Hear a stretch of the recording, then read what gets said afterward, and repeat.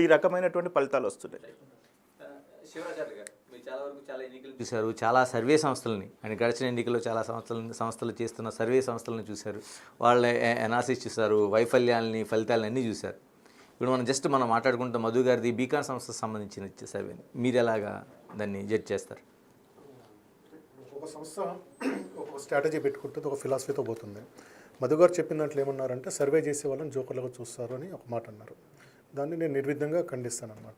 మనము సర్వే చేసే అవసరం లేదు అనుకున్నప్పుడు సెఫాలజీ కానీ ఎగ్జిట్ పోల్స్ కానీ మనం చేయలేము. అయితే మధు గారు చెప్పిన ఇంకొక మాట ఏంటంటే నేను రైతులతోటి ఇంటలెక్చువల్ తోటి మాట్లాడామని చెప్తా ఉన్నారు. దీనికి ఒక మెథడాలజీ ఉందన్నమాట. జనరల్గా మనం సర్వే చేస్తున్నప్పుడు కానీ నేను ఎవరితోనైనా టీచింగ్ చేస్తున్నప్పుడు కానీ వాళ్ళకి ఒక ఫిలాసఫీ చెప్పడం ఏం చెప్తానంటే గ్రౌండ్ డేటాకి 50% వెయిటేజ్ మాత్రమే ఇవ్వాలి. 25% నీకు అక్కడ ఉన్న ఇన్ఫ్లుయెన్సర్ సెక్టర్స్, వాయిస్ ఉన్న వాళ్ళు, కొంచెం ప్రభావితం చేసేవాళ్ళు, వాళ్ళతో తీసుకోవాలి. ఒక 25% మన ఓన్, అంటే మనకి హిస్టారికల్ డేటా తెలుసు, మన అబ్జర్వేషన్ ఉంటుంది, గ్రౌండ్లో తిరుగుతాము, మనం అన్ని చోట్ల పోయిన పోలేని వాళ్ళతో మాట్లాడుకొని మన ఒపీనియన్, ఈ 4 అంటే ఈ మూడింటిని కలిపి దానికి ఒక ఫార్ములా రాసుకొని దేనికి ఎంత వెయిటేజ్ ఇవ్వాలి. ఇప్పుడు వెయిటేజ్ ఇచ్చుకుంటూ వెళ్ళి ఒక ఫార్ములా తీసుకొస్తాం. సర్వేలో కూడా ఎవరు చెప్పిన దాన్ని యాస్టేజ్గా తీసుకోమండి, దానికి వెయిటేజ్ పెట్టుకుంటాం. మహిళలు చెప్పిన దానికి ఎంత వెయిటేజ్ ఇస్తాం, మహిళల్లో మిడిల్ క్లాస్ మహిళలు పెడితే ఎంత వెయిటేజ్ ఇవ్వాలి, ఒక రైతు కూలి మహిళ పెట్టింది ఎంత ఇవ్వాలి, లేదా ఇంకొక సెక్టర్లో పనిచేసే అంగన్వాడీ సెక్షన్ చేసే వాళ్ళకి ఎంత ఇవ్వాలి, అట్లాగే రైతులకు ఎంత ఇవ్వాలి, ఒక వెయిటేజ్ పెట్టుకుంటాం. 1 to 10 మధ్యలో వెయిటేజ్ పెట్టుకుంటాం. అంటే అందరికీ 1 వెయిటేజ్ ఇవ్వమన్నమాట. ఇప్పుడు బాగా ఎంప్లాయీ సెక్షన్ ఉన్నాడు అనుకోండి, అతను ఎంత అనుకూలంగా చెప్పినా ఎంప్లాయీ అనే వాళ్ళు ఎప్పుడు ఈ మధ్యలో డిసాటిస్ఫాక్షన్ ఉంటుంది, దానికి ఒక వెయిటేజ్ ఇస్తాం. ఒక నిరుద్యోగి ఉన్నప్పుడు దానికి ఒక వెయిటేజ్ పెట్టుకుంటాం. అక్కడున్న లోకల్ కాంపిటెన్సీ, లోకల్ రీజన్స్ వల్ల మైనారిటీ కానీ, దళిత్ కానీ, ఎస్టీ కానీ ఉన్నప్పుడు దానికి ఒక వెయిటేజ్ పెడతాం. ఇట్లా వెయిటేజ్ చేసి మనం అప్లికేషన్ డెవలప్ చేసుకున్నప్పుడు మాత్రమే మంచి రిజల్ట్ తీసుకురాగలుగుతాం. ఓకే, అట్లాగని మనం విన్నది మనం చూసినట్టుగా చెబితే దాన్ని there is no processing. Without processing your ground data you can produce a better survey result, you can produce a better exit poll. ఇది మొత్తం జరగాలి. ఇది మొత్తం జరగాలంటే దానికి కావాల్సిన ఇన్వెస్ట్మెంట్ ఉండాలి, దానికి కావాల్సిన నాలెడ్జ్, ఎక్స్పీరియన్స్ ఉండాలన్నమాట.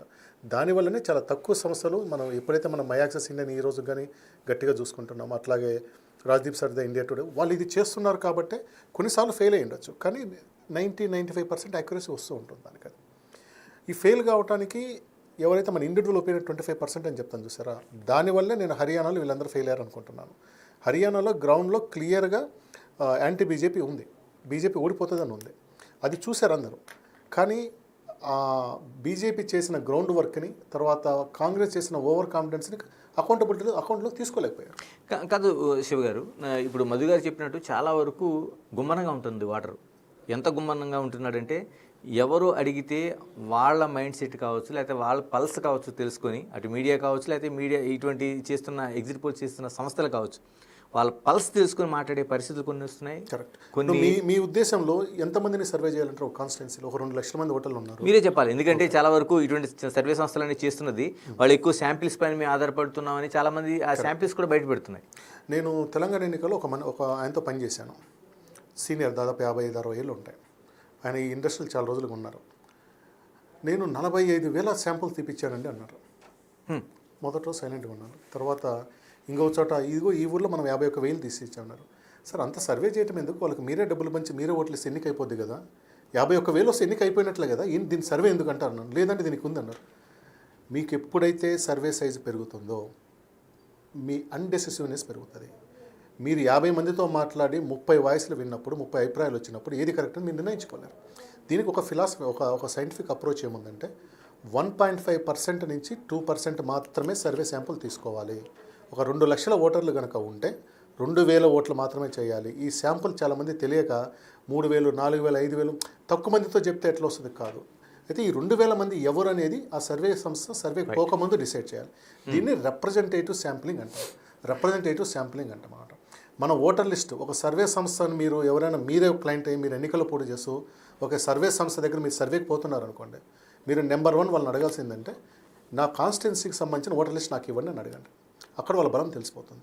సర్వే సంస్థల దగ్గర ప్రీవియస్ ఎలక్షన్ లేక లేటెస్ట్ అది సర్వే ఓటర్ లిస్ట్ ఉంది అంటే వాళ్ళు దేర్ ఇన్ రియల్ బిజినెస్. ఆ ఓటర్ లిస్ట్లో నుంచి వీళ్ళది ఎక్సెల్ వేసుకోవడం, ఇంకొక యాప్ వేసుకోవడం, క్యాస్ట్, ప్రొఫెషను, లొకాలిటీ, మండలాలు, ఇట్లా ప్రతి బూతులు యావరేజ్ మీద 200 బూతులు ఉన్నాయి అనుకుందాం, 2 లక్షలు 200 బూతులు ఉన్నాయి అనుకుందాం, మామూలుగా 750 800 ఒక బూత్ ఉంటుంది అనుకుందాం. ప్రతి దాంట్లో నుంచి కూడా రిప్రజెంటేషన్ తీసుకురావాలి.